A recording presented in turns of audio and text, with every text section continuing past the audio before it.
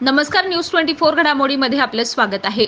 विशाल भीमा शिंदे हे व्यक्ती नगर तालुक्यातील मदळगाव टाकळी या ठिकाणी राहत असून त्यांना मारहाण करून जीवे ठार मारण्याची धमकी दिल्याप्रकरणी तोफखाना पोलीस ठाण्याचे पोलीस निरीक्षक यांना निवेदन देण्यात आलंय।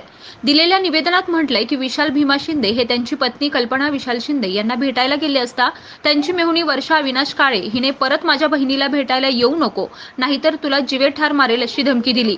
त्याचबरोबर सासू वर्षा भानुदास मोरे यांनी देखील अर्वाच्य भाषेत शिवीगाळ केली।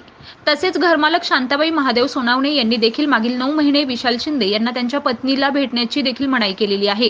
तसेच पुन्हा भेटायला आलास तर तुझे हातपाय तोडायला लावील अशी देखील धमकी दिली आहे। तसेच मेहुणी वर्षा काळे हिने देखील फोनद्वारे आम्ही अण्णा लष्करे यांचे माणसं असून तुला जीवे ठार मारू अशी धमकी दिली आहे आणि ही फोन रेकॉर्डिंग देखील उपलब्ध आहे।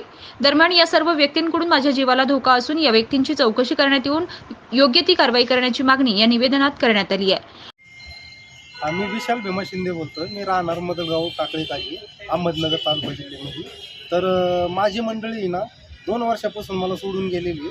सोडून जाता वेळेस मला वीज देऊन गेली। तिचा कोणतरी साथीदार भाऊ काय म्हणते त्या नात्याने ती येतो जातो, मी नाही का असं कधी मी तिला पर्सनल चौकशी विचारलं नाही, काही पुसलं नाही। तिने मला रात्रीचं वीज दिलं आणि सकाळच्या पारी ती निघून गेली।